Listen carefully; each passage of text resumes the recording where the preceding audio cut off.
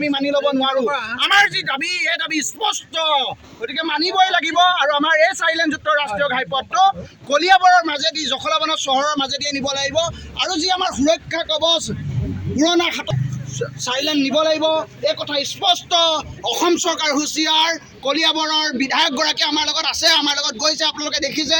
অসমৰ মুখ্যমন্ত্ৰীগৰাকীয়ে হওক সিদিনা যেতিয়া সৰুবগীয়ালৈ আহিছিলে ষ্টেডিয়ামলৈ, এতিয়া গোটেই কথা কলিয়াবৰ জিলা সমিতিয়েও বিভিন্ন দল সংগঠনৰ লগতে আমি এই সংগ্ৰামখনত জড়িত হৈ আছিলোঁ, জড়িত হৈ আছোঁ, ভৱিষ্যত দিনতো জড়িত হৈ থাকিম। আমাৰ যি এই দাবী চাৰিলেনটো কলিয়াবৰৰ পৰা নুমলীগড়লৈকে যাব লাগে, এই কথা বতৰাবিলাক আমি 2008 চনৰ পৰাই আৰম্ভ কৰিছিলোঁ।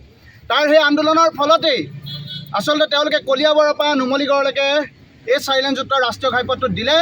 কিন্তু কলিয়াবৰক প্ৰত্যেকবাৰৰ দৰে যেনেকৈ দিল্লীয়ে অসমক মাহীয়াই দৃষ্টিৰে চায়, তেনেকৈ দিছপুৰে কলিয়াবৰক মাহীয়াই দৃষ্টিৰে চায়।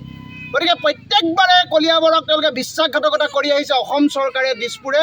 আৰু তাৰ প্ৰমাণ এইবাৰ আকৌ হ'ল যে আমাৰ যি অসমৰ কলিয়াবৰৰ হাৰ্ট জখলাবনা চহৰক বাদ দি পিনে তেওঁলোকে ব্যক্তিগত কাৰোবাৰ স্বাৰ্থৰ বাবে কলিয়াবৰ তিনিআলিৰ পৰা পুনৰ উভতাই নগাঁৱৰ ছাইডে ৰাস্তাটো নি আকৌ তেওঁলোকে তাৰ পৰা লৈ যাব বিচাৰিছে। গতিকে ইয়াক আমি পোনপ্ৰথমতে ধিক্কাৰ আৰু গৰিহণা জনাইছোঁ। এই কথা আমি কলিয়াবৰ ৰাইজে কোনো কাৰণতে মানি নলওঁ।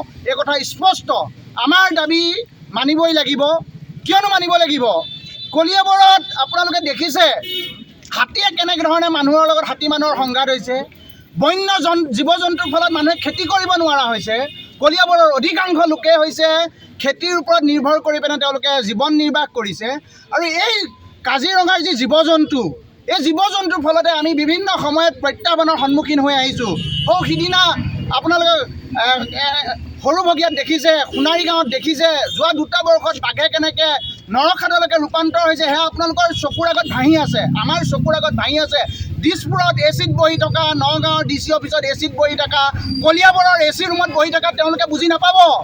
আমি যেতিয়া গাঁৱে গাঁৱে মানুহৰ লগত কথা পাতিবলৈ যাওঁ, তেতিয়া আমি বুজি পাওঁ কলিয়াবৰৰ সমস্যা কোন দিশে গৈছে, কলিয়াবৰৰ কেনেধৰণে সমস্যা হৈছে এই কাজিৰঙাৰ জীৱ জন্তুৰ বাবে।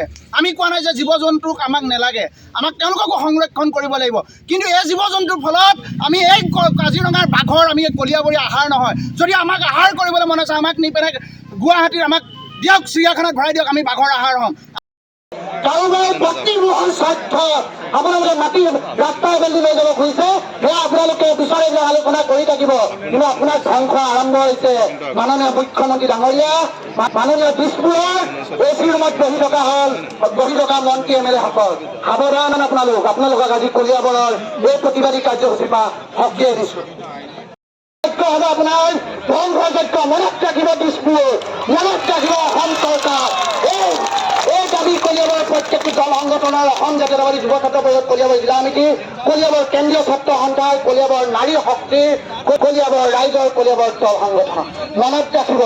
এয়া কোনো আপোনাক যজ্ঞ পাতিম আপোনাৰ নামত, এই যজ্ঞ হ'ব আপোনাৰ ধ্বংসযজ্ঞ। মনত ৰাখিব দিছপুৰ হুঁচিয়াৰ।